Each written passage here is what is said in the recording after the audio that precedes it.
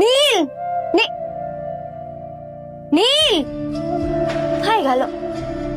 নীল,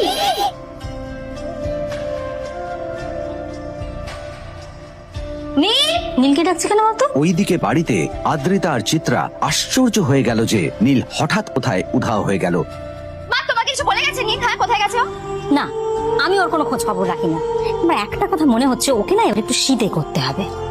কাজে যদি আসতো ছেলেটা, যখনই কোনো কাজের কথা বলি ভ্যানিশ হয়ে যায়। আমি ওকে বলেছিলাম R&B গোল্ডেন ডায়মন্ড থেকে আমার সেটটা নিয়ে আসতে, আনেনি। আজকেও ভালো করে অফিসে নিয়ে যাবো, ভ্যানিশ হয়ে গেল। কোথায় গেল কে জানে? আমার ভাগ্যে জুড়েছে এরকম একটা ছেলে। দিদি, তুমি কেন বিয়েটা দিয়েছিলে আমাকে? এটা আবার কি বলছিস? আমার কি দোষ?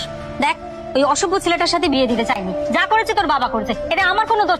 তখনই হঠাৎ নীল সেখানে এসে উপস্থিত হলো, কিন্তু ও দুজনকে উপেক্ষা করে ভিতরে চলে যাওয়াই শ্রেয় মনে ও, করল। এই যে লাট সাহেব ফিরলেন রাজকার্য করে। এদিকে এসো, তোমার ফাঁকিবাজির আলোচনাই এখানে চলছে। মা তুই থাক, মা থাক, ভাল লাগছে না। এমনিতেই অফিসের জন্য আমার লেট হয়ে যাচ্ছে, আর বিজন আমার ওয়েটও করছে।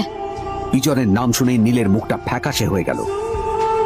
আদ্রিতা নীলকে উপেক্ষা করেই বলল, আরে যে এই ছেলেটার মতো আর একটা ফাঁকিবাজ না তুমি পাবে না। তুমি কেন দাঁড়িয়ে আছো? এই যে শোনো শোনো শোনো শোনো, দাঁড়িয়ে আছো কেন? তোমাকে আমি বলেছিলাম R&B গোল্ড ডায়মন্ড থেকে আমার সেটটা তুলেছো, তোলোনি তো। এইটা চাই না আমার।